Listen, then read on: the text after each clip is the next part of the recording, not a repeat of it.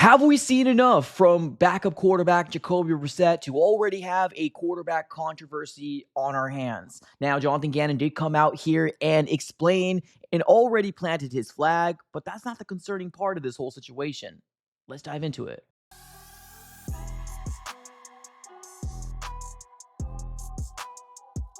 What's going on, everybody? Welcome to the Aftermath. Definitely do me a huge favor, smack up that like button and subscribe for more Arizona Cardinals content. On this channel, we're covering the Arizona Cardinals news, breaking news, conversational pieces, everything surrounding your favorite team. So subscribe it up. It's absolutely for free. We are now on the road to 19K. I cannot do it without you guys, so definitely do me a huge favor, smack up that like button and subscribe. It's absolutely for free. But ladies and gentlemen, today we're going to be diving into Cardinals versus Colts. Not really talking about the game per se, but just kind of talking about the aftermath and where we are currently at in the standings and what the players have said, what the game one of Jacoby Brissett look like? And are we going to have a quarterback controversy here on our hands moving forward? Now, I never thought that Jacoby Brissett was going to be the future for the Cardinals. And I don't think anybody out there is saying sign Jacoby Brissett to a multi-million-dollar deal. No, I don't think that's the case at all. But with what we've been seeing here this Sunday versus the Indianapolis Colts, now, although they have not been the best rated defense, they are somewhere in the middle of the line when it comes down to defense. But the Arizona Cardinals exposed one of their biggest weaknesses, and that was attacking downfield.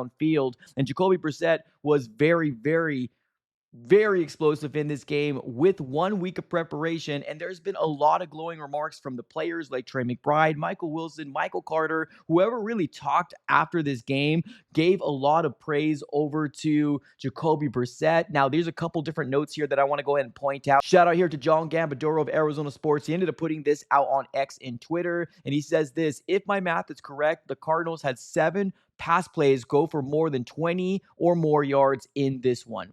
That's absolutely insane. The narrative out there has been that, that Drew Petzing is holding back Kyler Murray. He doesn't allow him to throw the ball down the field, or this system, this scheme is not sustainable, right? That's been the big narrative out there. But one thing that I've been preaching on is that there is plays to be made down the field. It's just that the quarterback maybe might not be able to see it, or he's just not pulling the trigger and choosing to check down the ball a lot more than not. Now, another thing I want to go ahead and point out here as well, again from John Gambadoro, he ended up saying this: most points this season could have had a QB throw for 300 yards, first time in a long time, doing it without Connor, Benson, and Marvin Harrison Jr. Now, unfortunately, Marvin Harrison Jr. did go down with a concussion and was not able to return in this game. But with what we saw here from Jacoby Brissett, there's a lot of people out there really asking the question, are we going to have a quarterback controversy on our hands? Now, I don't think we are, and I don't think this is ever the situation that if Jacoby Brissett comes in here, he's going to take the realm, or he's going to take,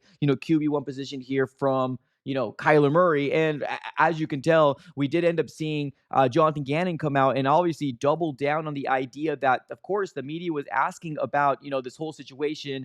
If Kyler does come back, or when Kyler Murray is healthy, is he going to be QB1? And this is what Jonathan Gannon ended up having to say. Shout out here to Darren Urban. He ended up putting this out and saying this: Gannon was asked couple times about Kyler being the starter when healthy, made it clear, quote, he is the starting QB, end quote. Now, I don't really want to take too much, into what he's saying for a couple different reasons. He probably knows that Jacoby Brissett most likely will be starting here in week 7. We already saw the report out there from Ian Rappaport that he could potentially be missing more than just this week. Now, as of right now, it's not official. We did see Kyler Murray come back on Friday and play in a limited fashion. Will he be starting here in week 7 versus the Green Bay Packers? Well, as of right now, we don't exactly know, but there is a lot of gray area with this whole situation. And in the bottom line, I've kind of gotten to the point with this coaching staff that anything they say, I'm not really putting a lot of weight into it. I'm not sure if I feel like they're probably just going to get fired at the end of the season, or there might not be the long-term solution for the Cardinals anyways. So it's one of those things where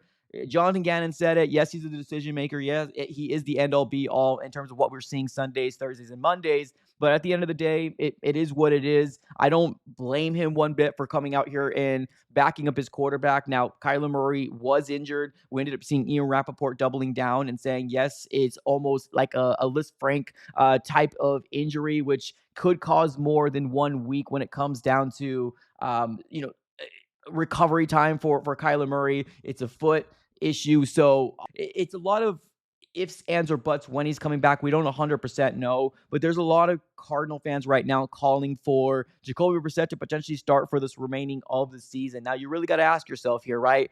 What we see from Jacoby Brissett in this game was, and I'm not going to lie to you, this is the best I've ever seen this Arizona Cardinals offense function in a very, very long time. Now, you can break it down to either the rushing attack as well as the passing attack. If you want to just break it down to passing attack, I guess that's fine. That's completely up to you. But Jacoby Brissett was absolutely surgical in this game. He was 27 for 44, 320 yards, 2 touchdowns, and an interception, which was a boneheaded interception. Now, I haven't really done a deep dive in this game yet. There's some people out there saying that should have been a PI call on the defensive side of the ball for the Colts or on the Colts, but we don't know. All we know right now is what the stat sheet says is 2 touchdowns, 1 interception. And when we saw it, it definitely was a pass right to the defensive player. So it didn't look good there. Our rushing attack wasn't too great. We had 11 carries for 34 yards, 1 touchdown with Zonovan Knight, a.k.a. Bam Knight. So the whole rushing attack has not been very good from the beginning of the season to now.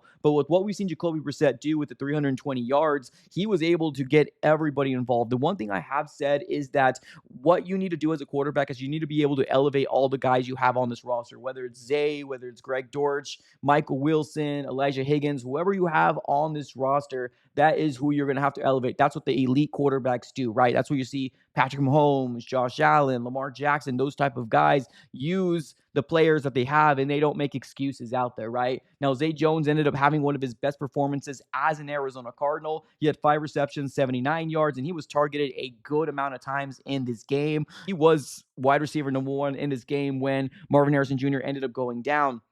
Trey McBride was a big focal point. Michael Wilson was 4 receptions, 44 yards. So you ended up seeing a lot of wide receivers actually get involved in this offense. It was a breath of fresh air to really see this Arizona Cardinals offense really come out here and go toe-to-toe with one of the best offenses in the entirety of the NFL. So I'm really, really proud of the Arizona Cardinals for doing that. Am I bummed out that we didn't get the win and we had an opportunity to get the win? Of course, right? Of course, I'm bummed out. I would love the Arizona Cardinals to go back to 500 at 3-3, just not the way that things ended up shaking out. Now, for the people out there saying that, yeah, because of course you got a lot of those Kyler Murray fans that don't think Kyler Murray can do any wrong.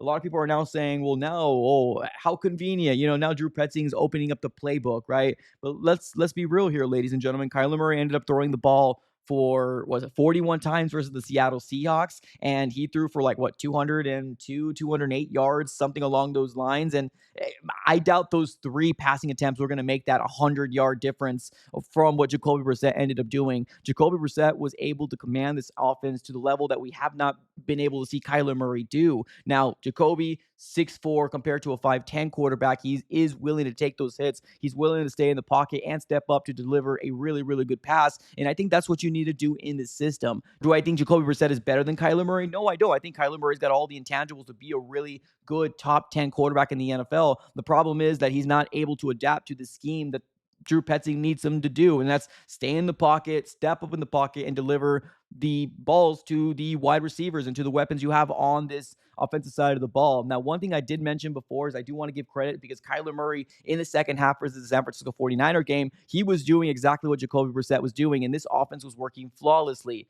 But unfortunately, the sustainability, the consistency of that, unfortunately, Kyler Murray is not able to do. So with what I'm coming out here saying is, are we having a quarterback controversy on our hand? Well, I mean, I don't think Kyler was ever going to be playing week 7. Now, like I said, there's still a chance he does play. So seeing Jonathan Gannon come out and say, oh, he's our starting quarterback when healthy, I don't blame him for saying that, right? Because we most likely will be able to see a 2-game sample size. And then after that game versus the Green Bay Packers, we got our bye week. After the bye week, then we start off on Monday night football versus the Dallas Cowboys. Maybe that might be when Kyler Murray does come back from his foot injury. We don't 100% know how this all shakes out, but one thing you also got to keep in mind is that after the Monday Night Football game, that next Tuesday is when the trade deadline is officially coming to an end. No trades are going to be able to be happening from there. And if I'm being real here, I don't know if Kyler's the future. Obviously, Jacoby Brissett is not the future. He is a bridge, journeyman, backup quarterback. That is who he is. But I'm looking at this quarterback state right now, and I feel like something needs to change for the Arizona Cardinals heading into 2026. I think we need to start looking at a brand new quarterback, because believe it or not, a lot of the fan base is pretty much out on Kyler Murray. Now, another thing I want to mention here is that we ended up hearing Michael Wilson. Yeah, Michael Wilson ended up talking to the media after this game, and what he said was very, very telling. Let's go and dive right into what Michael Wilson had to say. Command and presence in terms of commanding the offense. He's just really fun to play with, and like I said, like he never gets too high, too low, and you could really tell he's, I don't know, he's 30-something, 34, but you could feel like when he was back there, everything was going to be calm, and he was going to be poised and make the right decision and get us going. When he's in the huddle on that last drive with you guys, is he the same guy as he's been the entire rest of the game? Oh, for sure, yeah, absolutely. Like I said, he's a stoic type of personality and character, and never gets too high or too low. And in my opinion, those guys are fun to deal with, because football games, it's ebbs and flows, it's highs and lows. Like, you need someone that's even keeled no matter what.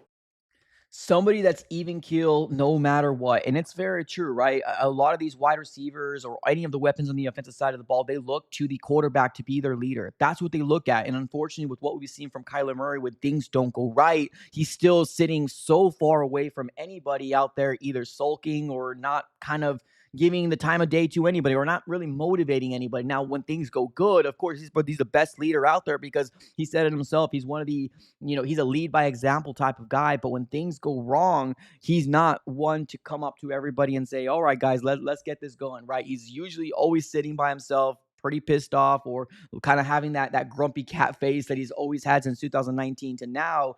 So that's the big question out there, right? Is this what this offense is missing? The big quarterback that's able to stay in the pocket, deliver the ball, and kind of go from there. Well, I mean, that's going to be the big question mark we're going to be seeing. Can Jacoby Brissett replicate what we saw here in week 6 versus the Colts versus the Green Bay Packers? Now, I do think that most likely Jacoby Brissett will be starting in the Green Bay Packers game.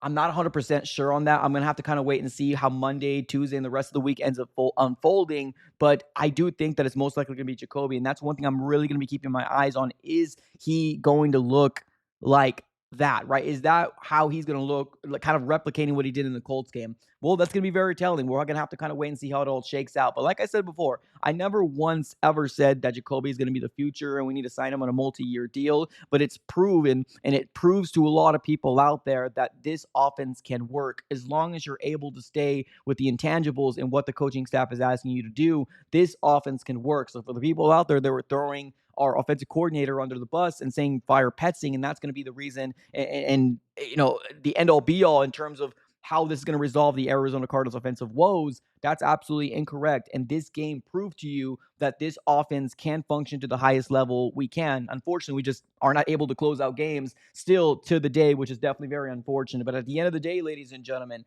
we did hear Jonathan Gannon come out and say that Kyler Murray, when healthy, is going to be the starting quarterback.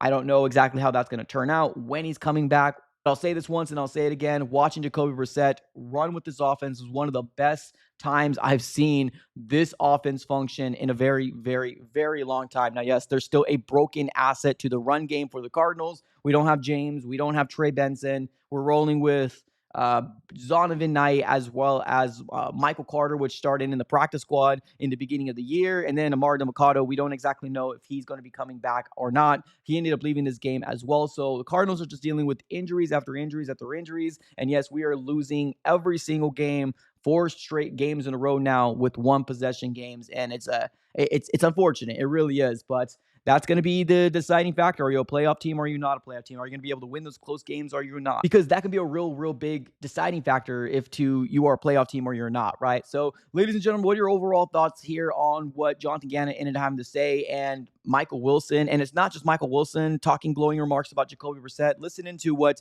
Trey McBride, Michael Carter, all these guys that were talking after. A lot of these guys are basically telling you guys up front how they're feeling about quarterback Jacoby Brissett at the helm. And honestly, like I said, I would love to see a little bit more of it, but I understand at the end of the day, you're paying Kyler Murray $45+ million for him to be that guy. And sometimes that usually is the end all be all, right? And it's not the quarterback that you're paying $7-8 million for a 2-year deal. It's going to be the guy that you deemed as your franchise quarterback. So, ladies and gentlemen, what are your overall thoughts? Let me know here in the comments below. Appreciate y'all for tuning in as always. Have a great rest of your day, and go Cardinals.